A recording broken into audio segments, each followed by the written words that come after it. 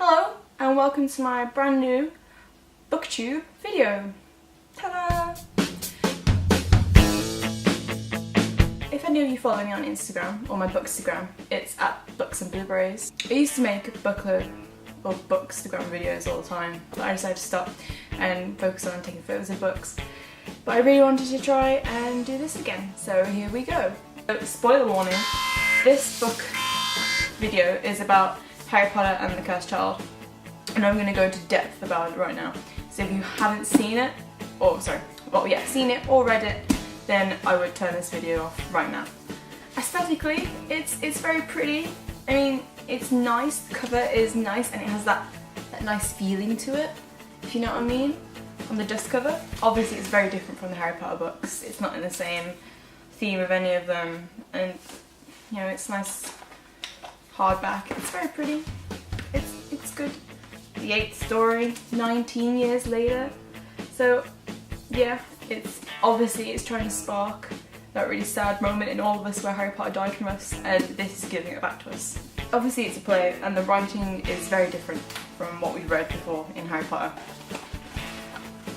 So it's basically just like that, and it starts off with the chapter that ended it all. Now if you've never read plays before, you know, you're only made to do it in GCSE where you read Death of a Salesman and Macbeth, and you haven't read anything since, and you may find it a bit difficult. I mean, when I first started reading it, it took me a couple of pages to get into it, into the flow of it, but once you get into it, it's fine to read, and it's just like any other book. So we start off with King's Cross, and it's, you know, they're saying goodbye to the kids, Albus, James, Lee and Rose, and they're all getting onto the train to go to Hogwarts. It's very cute, we're all very reminiscing. It's like, yay, we've got another adventure for us. Al and Scorpius meet, and I'm like, yeah, I really want this friendship to work out. But then he's like, I'm Voldemort's child, well, those are the rumours. And I'm like, what the fuck? What is this? Voldemort's child? That's ridiculous. Scorpius and Al are best friends, and I really like this. And it's, I don't know if any of you have read it, but Carry On by Rainbow Rowell. It sort of reminded me a bit of a Baz and Simon vibe. Like, you know, well, it wasn't too much in there, but I was shipping it, and I will. We start hearing about the Time Turner.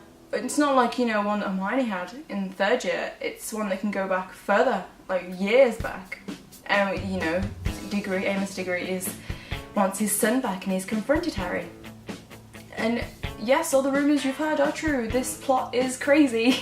It is crazy. So they go back to the first trial of the Triwizard Tournament to, you know, deflect his wand so that he can't turn the stone into a dog and distract the dragon. They obviously wreck it because they come back and so many things have changed. Ron isn't married to Hermione anymore. Ron is married to Padma Patil and they have a son together. Hermione is the Defense Against the Dark Arts teacher, but not Minister of Magic anymore. Harry's a bit of a hard ass, but I don't think that actually changed anything. And so they try to go back again. They try to fix it again, so they go back to the 2nd trial.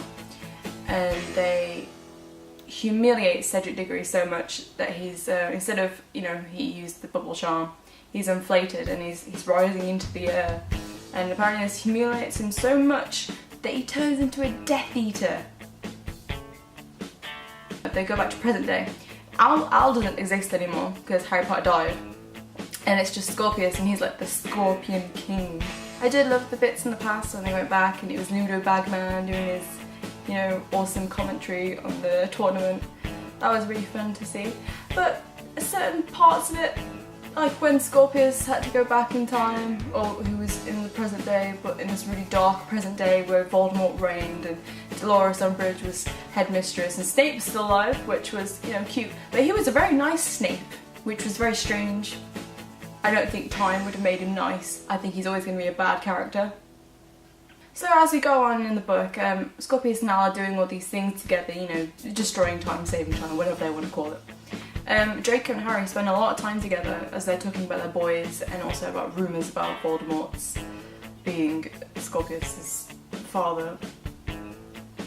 They start becoming friends, I think, and it's a bit fanfic for me, to be honest.